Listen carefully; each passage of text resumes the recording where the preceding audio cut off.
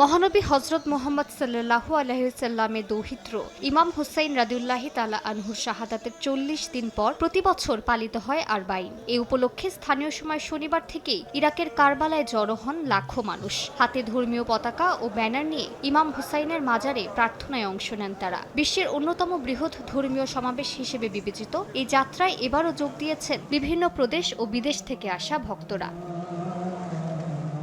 তবে এবারে সবচেয়ে বড় চ্যালেঞ্জ হয়ে দাঁড়িয়েছে তীব্র দাবদাহ। শনিবার কারবালার সর্বোচ্চ তাপমাত্রা পৌঁছায় 50 ডিগ্রি সেলসিয়াসে। তবুও ধর্মীয় বিশ্বাসের টানে গরমকে উপেক্ষা করে এগিয়ে চলেন অনুসারীরা। অনেকেই বলছেন এই পবিত্র স্থানে পৌঁছানোর আনন্দের কাছে প্রচণ্ড গরমও তুচ্ছ।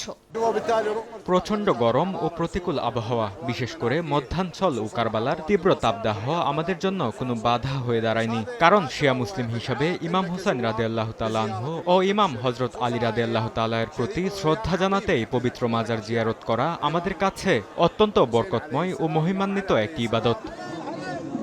স্বস্তি দিতে মাজারের আশপাশে তৈরি করা হয়েছে বিশাল ছাউনির ব্যবস্থা। বসানো হয়েছে মিস্টিং ফ্যান ও পানি ছেটানোর যন্ত্র। স্বেচ্ছাসেবীরা বরফ ঠান্ডা পানি বিতরণ করেন পথচারীদের মধ্যে। পাশাপাশি জরুরি চিকিৎসা কেন্দ্রগুলোতে হিট এক্সোশন ও হিট স্ট্রোকে আক্রান্তদের দ্রুত চিকিৎসা দেওয়া হচ্ছে। মাজার কর্তৃপক্ষ জানিয়েছে প্রায় ৬২,০০০ বর্গমিটার এলাকা জুড়ে ছাউনির ব্যবস্থা করা হয়েছে। নিরাপত্তা ও স্বাস্থ্য সেবা নিশ্চিত করতে মোতায়েন করা হয়েছে ৩২টি মেডিকেল ইউনিট এবং প্রায় ১,৮০০ জন প্যারামেডিক। তীব্র গরমের মধ্যেও নির্বিঘ্নে আরবাইনের ধর্মীয় আচার সম্পন্ন করতে সর্বাত্মক প্রস্তুতির কথা জানিয়েছে কর্তৃপক্ষ।